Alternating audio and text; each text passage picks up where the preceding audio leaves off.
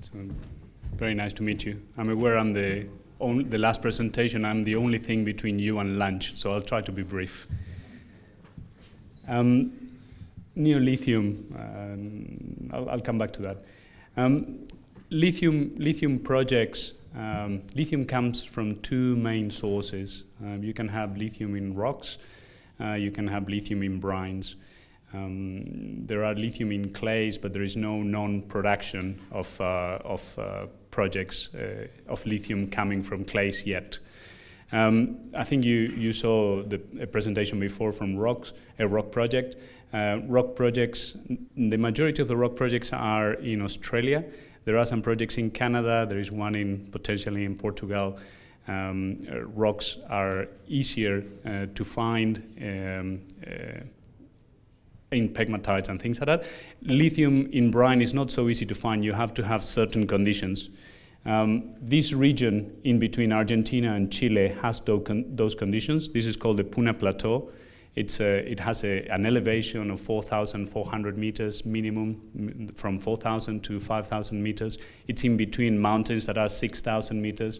So the advantage of that area is that it has allowed the last 100,000 years to concentrate an ocean bed into salars, creating this source of lithium.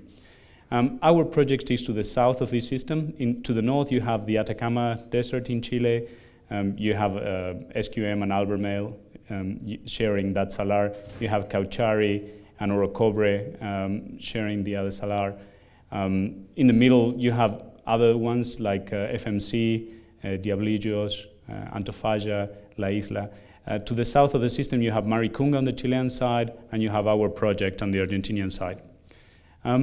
Not all these projects were created equal. Our project has a different origin. So our project did not come from an ocean bed. It has a volcanic origin, and that gives an advantage in terms of chemistry. We have a lot less contaminants than other projects. So we have a lot less material to get rid of when you want to get to lithium carbonate. So these stars that you see there are hot springs. So there are, in this area, 3 very old volcanoes, one here, one there, and one here. Of course, the volcanoes are not active, but there is still activity underneath. These hot springs are coming at around 35, 40 degrees. They contribute lithium and potash into this system. The northern part of the system looks like a lake, but it's a brine. It's a very dense water, very heavy, very salty. It has 35% more density than normal water. In the middle, you have a salar, so it looks like that. So the lake part looks like that. The salar looks like that. What you're looking in these types of salar is the porous space that will hold the water. So what happens is that the majority of these gets filtered into that. It's like a sponge that is absorbing all of that and holding it there. We like this part because it helps evaporation and concentration. We like this because it holds it. So it holds it as a deposit. This is what a hot spring looks like. So we have 13 of these hot springs, and this is very important because of the size. This is a 4-wheel drive that you can see there. That little dot that you see there is a 4-wheel drive. So this is a river, a hot spring, contributing lithium into the system. And this system is active today, so there is new lithium arriving every day into this system. It's the only system that we know it's in formation today. The other systems have already been formed, and they're only drying out. So this is still forming. This is still receiving lithium. We discovered this 2 years ago. The CEO, Waldo Perez, is the geologist that discovered it. He pegged it. So he was exploring for gold. This is a very prospective area for gold and copper. He was exploring for gold and copper. He was looking for fresh water, and he found this body of water, which was not fresh water, it's salt water. It has an acidity of 4, a pH of 4, 4.5. So there is no life in this. You cannot drink this. It will be toxic, really. So you cannot do that. We did a drilling campaign, and within one drilling campaign in one season, we established a resource that is more than 20 years. That will be good for 20 years at 35,000 tons of production. So it's a very significant discovery from the lithium point of view. We established 2 cutoffs if you're interested in the chemistry. We believe that this project will be the lowest impurity in the world, and to guarantee that we are going to achieve that, we established a very high cutoff of 716 milligrams per lithium, which allows us to not have any of the impurities into the project. If you want to have a larger resource and you want to have more than 20 years of production, you can take a lower cutoff, and then you have to get rid of some magnesium and some sulfates and some other things, so you can work on the chemistry to clean it up. Where is the resource? The water part, the brine, the lake part, holds only 2% of the resource. So it's very attractive, it's very good. You can see your ore body, which is fantastic. But the majority of the resource is under the water, it's under the surface. It's in that porous area that we saw in the picture. To do and to understand better, what we did was we hired a seismic machines, the ones that they use for oil and gas, and we surveyed the stratum. Because what is important is to understand where the liquid is. We're mining for a liquid, so the liquid moves. So we have to understand that that liquid will move from one place to another as soon as you start extracting it. And we have to be very conscious of the type of material that is holding that liquid, because not all materials have the same porosity. So in some areas it will flow better, in some other areas it will not flow as much. So if you have clays in the middle of your body, they usually don't let the liquids flow from one place to another. And for us, it's a contaminant because they're usually full of magnesium, and we don't want that type of chemical inside this. What we have seen is that during the first campaign, and this is what we have defined today as the resource, we have only drilled to 200 meters, and we didn't find the end of, we did 11 holes, and we never found the end of the deposit in any of those 11 holes. So on the second campaign, we targeted 600 meters, so 3 times deeper. We still haven't found. We have only completed 3 holes, and we still haven't found the end of the deposit. So we still have more lithium underneath 600 meters. Another nice and positive surprise was that we found a second aquifer that is also lithium bearing. And that is an improvement, and it's better for us because the porosity on an aquifer is around 30%, which is the most porosity you can have in one of these structures. So it's hinting that it's a very, very large resource. If you're interested in geology and chemistry, this is 35 kilometers long, and the holes that we have drilled are very consistent in terms of grades. So, which is also interesting. There are some that are very, very high grade, and there are some that are a little bit less grade. We think that there is a little bit of freshwater contribution coming from melting ice or something like that in some sectors, in some area, but nothing really to worry. It's very consistent. It's like 80%, 90% has the same grades all across, and it's a very big structure. Another important thing is that we own 100% of the whole system. So the whole system is owned by Neolithium. We own the mineral rights and the property, the surface on the property, the property surface too. So the development will look like. So this is the evaporation area. We're going for normal evaporation. In comparison to rock projects, when you find a rock project, you have to take it out of the ground, crush, grind, put it in sulfuric acid, elevate it to 1,000 degrees to separate it and create a concentrate, from which you will sell it to China, and then in China they will produce lithium hydroxide. We only use evaporation as our main source of energy. So we evaporate, we let some of the chemicals precipitate. We do add some reagents to facilitate that precipitation, but it's a very simple and natural process. The problem is that it takes time. So rock projects are faster into the market, but they're usually smaller scale, and they do require a lot more processing. They're very expensive. This is very cheap, but they take longer. So that's why you can hear there's a lot of buzz on rock projects, because they get quickly to the market. The brine projects will take 2 years longer to get there, because you have to wait for evaporation and you have to build these ponds. The advantage we have is that we have a natural evaporation pond here that has done a lot of work for us. Then we're going to do another pre-concentration area and a post-concentration area. The only difference is that you let some of the chemicals precipitate, and then you harvest the lithium that remains in water, you pass it to the next pond. Once we finish the concentration process here, We have a lithium concentrated at 5.5%, 6%. We transport it to the plant in Fiambala, where we will have the facility. The project is at 4,200 meters, so we don't want to have a lot of people working there. It's not easy to breathe. It becomes heavy on you. There is no power lines in this area, so 100 kilometers away, you have a town. Wine is wonderful. It's a Malbec area, so it's a fantastic wine area, which is a good added advantage. They're connected to the grid, and they have around 20,000 people living there. We only need 200 people to operate this plant, so it's an ideal place for us. So today, price has been changing a lot. We use an average of 11,000, and in the last 3 months, that average has moved to 14,000. The peak was 14,000, and the peak has now moved to 19,000. So the price keeps increasing.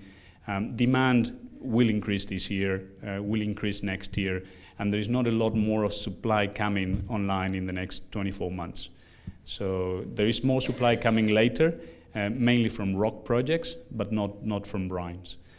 There are two companies, Albemarle and SQM, that are planning to do expansions, but the expansions that are planning to do in the next 24 months are quite minimal. So they will be adding around 40,000 tons in total of capacity. If we consider that there are 24 battery manufacturing facilities in the world and only 7 are finished and 17 are going to be finished in the next 24 months, there will be a requirement of 700,000 tons of lithium carbonate. So 20 projects like these will have to come online in the next 24 months to cover the full demand of battery manufacturing.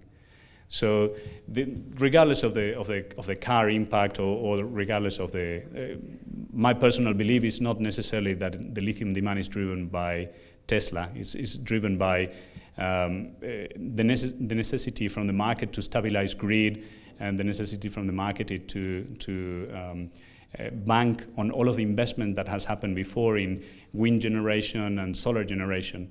If you have a solar panel in your house, you might as well buy a battery because you're wasting energy when you're not using it. So all of that is what actually is going to give lithium the final boost. The governments are also starting to move away from some preference, like buses running on diesel, and most of the governments are putting a deadline, like the government in the UK, in China, saying diesel buses will not be operating in the next 10 years. So they want to have some sort of better technology, and the electric technology for public transport is already developed, and I think it's going to be driving the big demand in the market. What we need to develop the project is around $490 million in CapEx, but the project is quite scalable. So if we don't want to build 35,000 tons, if we want to build 5,000 tons, it will probably demand around $100 million. So 35,000 tons is something that we have targeted. It's 10% of world's production today. It will be 5% of world's production in 4 years' time. So it's a number, it's a multiple that we liked. Of course, today, nobody has ever built 35,000 tons of capacity in the market. So Albemarle and SQM, they have in excess of 45,000 tons, but they took more than 20 years to get there.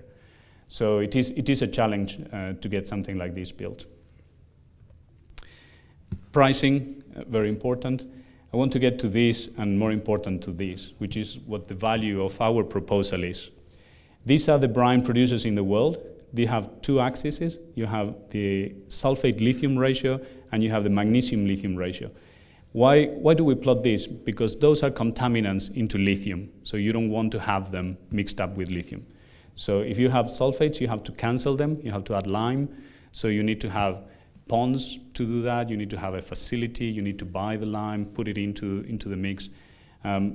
It has a massive cost. It can double your operating cost depending how much sulfates you have into your mixture.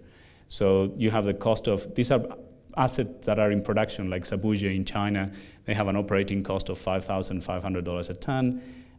Albemarle in Silver Peak, it has a production cost of $4,500 a ton. This is where we are in terms of contaminants. As you can see, it's not zero, but it's very, very close to zero. So those are contaminants that you don't have to cancel, you don't have to precipitate, you don't have to buy reagents to kill and take it out of the production. In terms of magnesium, at the moment, we put this red line here because we believe energy and some of the other projects have an opportunity to become feasible and to be in production. But if you have more than 10 milligrams of magnesium and lithium bonds very, very strongly, and to separate them you need a lot of energy. It's not that you cannot do it, you can do it, but you need a lot of energy. So your cost of production goes up. If you use membranes, your cost of membranes goes up. So whatever technology you use, it will be very expensive. So Bolivia, Uyuni is the largest lithium deposit in the world. And they would like to resolve this problem because it will be very good for them to put it into production. But so far they haven't been able to. So the cost of production will be around $30,000 a ton, $25,000 a ton, with a cost today of, with a sale price of 19 or 14,000. It's not feasible. So and the capex will be very high, and the energy demand will be very high. So it has to be in a place like Canada to be able to have energy at $2 or $4 a kilowatt rather than 30 or 40 cents a kilowatt. So very important strategic advantage for us is the low impurities. It assures that we're going to have lower capex because we're building less plant, less ponds, and lower OPEX because we don't have to buy as many reagents, we don't need to combine it. It also ensures that we're faster into production. So where are we ranked in terms of lithium projects in the world? The green ones are producing assets, the blue ones are studies. So SQM and Albemarle in Atacama have the best asset, no doubt. It's a big asset. It has been in production. It has a lot of potash. It has a lot of byproducts, so it's a very good asset. It will remain to be the #1 for the next years. Maricunga is beside our property, and it's very good. The problem that they have is that they have several owners. There are like 20 different owners of one salar. So that is going to be difficult for them to get an agreement and develop it. So there are different companies trying to do something, but just remember, it's one salar, and it's liquid what you're mining. So if you start extracting liquid from one side, chances are you are extracting liquid from your neighbors. So there will be a problem in terms of how you do it. Sabuja is in China. It's a very small project. We think they are exhausting it at the moment to be able to cater for the current demand. So the Chinese assets are producing at very, very high cost. They are between $5,000 and $10,000 a ton of production cost for brines or rocks. But they're desperate for the material, so they are using it internally, and some of them subsidized internally. Then you will have our projects in terms of quality and size in the development curve, the one that should get into development. Galaxy Sal de Vida, very good project also. It has a good chemistry, good size. FMC is already in production. And then you have the other projects that are at different stages of a study also, but you have to see the economics of each of them. In terms of enterprise value to resource, I'll encourage you to have a good look, because this, if you were talking gold, you will not get such a difference in valuation between the different companies. So you can see companies that are valued very, very highly, and they have a very, very small resource.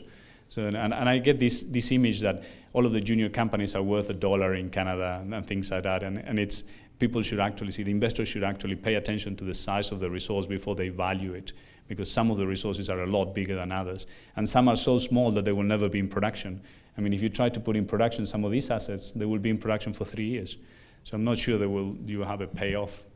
You will ever pay off the construction that you have spent on that. We have done 3 rounds of financing, so we're very well funded. We are the best funded junior in the market of lithium. So we have $60 million in the bank. We have spent $50 million in our own infrastructure. So these are our labs and our camp at site. We are not renting, we build it. We're here to build a plant. We have built these test ponds in situ, so we are already concentrating. We're already sending samples to labs so they can analyze it and check it and verify what we're saying. We built a 60-kilometer road to access, and this road joins with a national highway. It's 320 kilometers from Copiapó in Chile, or 120 kilometers from Catamarca in Argentina. So every dollar that we have received, we have spent, or it's in the bank. There is no money leakage anywhere. And we have 60 million to go. We need 20 million to finish the pilot plants that we will have in place by October this year. And the other 40 million will go against construction next year. We are expecting to start, subject to financing, we're expecting to start construction in October next year and in production in 2020. So this is a race to the market. So you need to supply lithium to the market to be able to cope with the demand in today's world. This is just for you to see what we're talking about, natural separation. This is a calcium chloride crystal. So we have calcium in our deposit, and what happens with calcium is that at certain concentration, it just mixes with 6 molecules of water, it crystallizes, and then it precipitates. What we're left with is lithium dissolving water in the brine, and then we just harvest it and we just take it out. So it's a very simple process. We leave the crystals behind, we keep getting the lithium in concentration. Once this continues to evaporate and we reach 5.5 or 6%, we put in a truck and we take it to Fiambala. The plant in Fiambala is really small plant. It will be probably double the size of this room. So we have a very little volume of water. We don't have a lot of chemicals inside, so it's a very simple plant. It only cost $100 million, the processing plant for 35,000 tons. So it's a very simple process. So we are very happy with the chemistry. We don't have any kind of nasty reagents or anything like that. It's a true green project, what we ended up with. They're waiting for us for lunch, so. Oh, okay, sorry. One slide, just the team that is doing and made it all possible. Waldo Perez is the CEO. He's the geologist. He founded. Konstantin is our chairman. He was the CEO of Molycorp. He's a rare earth man. He's involved in 2 or 3 different companies like Neo Performance Materials. He's very well connected in China, which is very handy. Carlos and Thomas, our finance team in Canada and Argentina, respectively. Paul is our lawyer. You always need a good lawyer in the board. And myself, I'm the project person, so I'm the engineer that is going to get it built. So thank you very much for your time. Well, thank you, Gabriel.